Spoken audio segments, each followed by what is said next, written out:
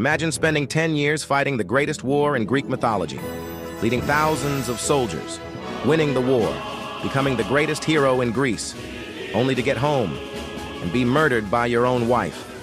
This is the story of Agamemnon. And before the history nerds come after me, no, we don't actually know if Agamemnon was a real person. Most historians think the city of Troy probably existed, and there may have been a real war there during the late Bronze Age. But Agamemnon? He's a legendary figure from Greek mythology. So today, we're telling one of the greatest stories ever written.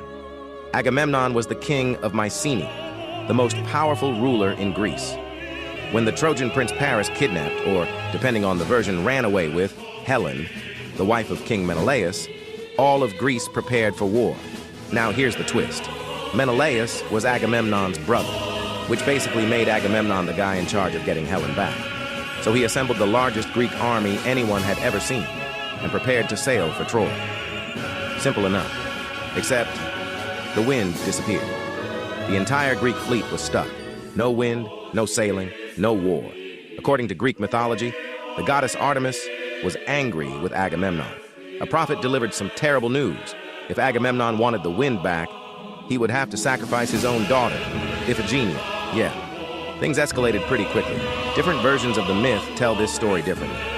In some, Agamemnon goes through with the sacrifice. In others, Artemis saves Iphigenia at the last second and replaces her with a deer. Either way, his wife, Clytemnestra, never forgives him. And trust me, that becomes important later. The Greeks finally reach Troy, and for 10 years, they fight. Agamemnon commands the Greek armies.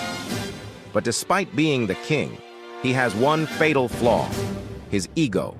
At one point, he takes a woman named Briseis away from Achilles, which is like taking Batman off the Justice League before the final battle.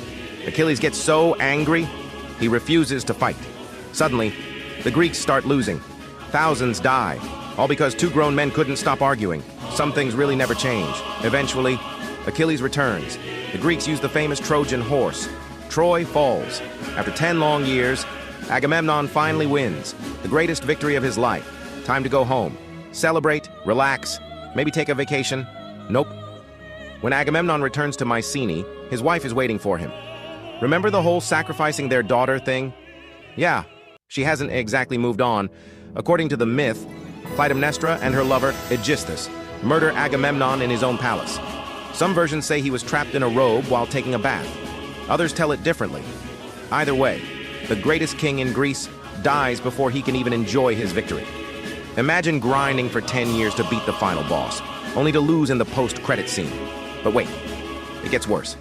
Agamemnon's son, Orestes, returns years later and kills his own mother to avenge his father, which sparks another cycle of revenge, because the house of Atreus might just be the most dysfunctional family in mythology. Seriously, every family reunion probably ended in at least one murder. So, did any of this actually happen? Probably not exactly as the myths describe. Agamemnon, Achilles, Helen, and the Trojan horse all come from legendary stories that were passed down for centuries before being written down. Archaeologists have discovered the ancient city of Troy, and many historians think a real conflict may have inspired these tales. But separating history from myth is almost impossible. Still, whether Agamemnon was real or not, his story has survived for nearly 3,000 years, not because he won the Trojan War, but because his greatest enemy was waiting for him at home.